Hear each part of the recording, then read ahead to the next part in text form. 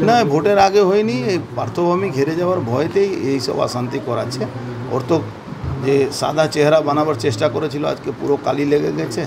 সকাল থেকে বিকাল অবধি শুধু তৃণমূলের কাছে গুন্ডাই ছিল, কোনো ভদ্রলোক তৃণমূলে হয়ে কোনো কাজ করেনি। ভোট মিটতে না মিটতে গুন্ডারা ভোট মিটতে না মিটতে আবার গুন্ডামি শুরু হয়েছে। কিন্তু ও যে গুন্ডামি করছে তার জবাব যখন পাবে না তখন ও সামলাতে পারবে না। নির্বাচন শেষ হতেই হিংসার ঘটনায় উত্তপ্ত শিল্পাঞ্চলের নানা এলাকা। ভাটপাড়ার 16 নম্বর ওয়ার্ড বিজেপি বুথ কর্মীকে মারধর করার ঘটনা সামনে আসার পরেই জগদ্দল বিধানসভার 22 নম্বর ওয়ার্ডে বুথকর্মী ফিরোজ আনসারিকে বেধড়ক মারধর করার অভিযোগ ওঠে তৃণমূল দুষ্কৃতীদের বিরুদ্ধে। ভোট শেষ হওয়ার পরই তৃণমূল কর্মীরা মারধর করে, এমনটাই অভিযোগ বিজেপি কর্মীদের।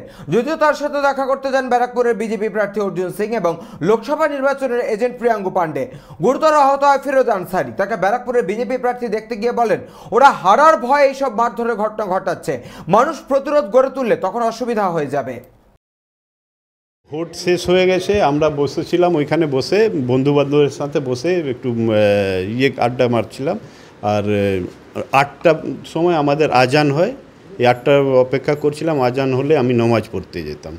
তো সেই 10 মিনিট আগে 7:45 সময় রবি তিওয়ারি আর রাজা দাস বলে ছেলে ও এসে আমাকে ধরেছে।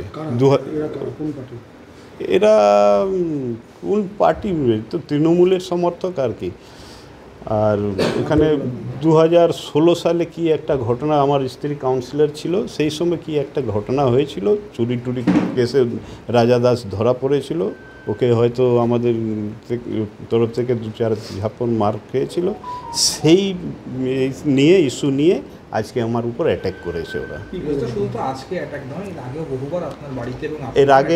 এর আগে আমার বাড়িতে অ্যাটাক করেছিল, পুরো আমার বাড়ি ভাঙচুর করে দিয়েছিল 2021 সালে, 2020 সালে মনে হয়, 2020 সালে। আজকে আপনি কি ভোটের কাজে ছিলেন? কত নম্বর বুথে দায়িত্ব ছিলেন?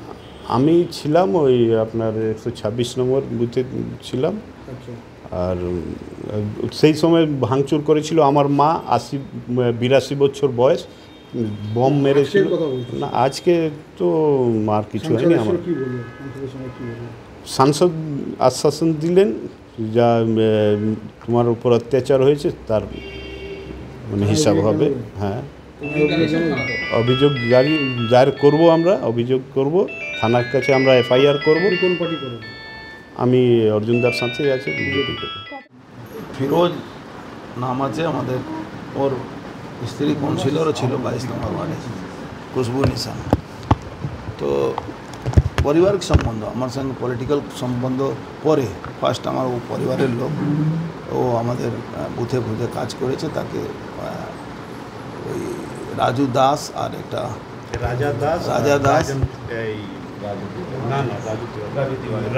রবি তিওয়ারি বলে 2টো ক্রিমিনাল আছে, ওনাকে এসে মারধর করেছে, গালাগালি করেছে। আমি পুলিশ কমিশনারকে বলেছি কি ইমিডিয়েট এটা স্টেপ নিয়ে অ্যারেস্ট করুন, নাহলে কিন্তু কিছু করার থাকবে না আমাদের হাতে, আমরা আমাদের কর্মীগুলোকে আটকাতে পারবো। এইখানে আমাদের 22 নম্বর ওয়ার্ডে পুরো 126 নম্বর বুথে। হ্যাঁ হ্যাঁ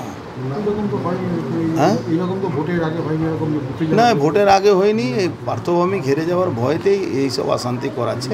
ওর তো যে সাদা চেহারা বানাবার চেষ্টা করেছিল আজকে পুরো কালি লেগে গেছে।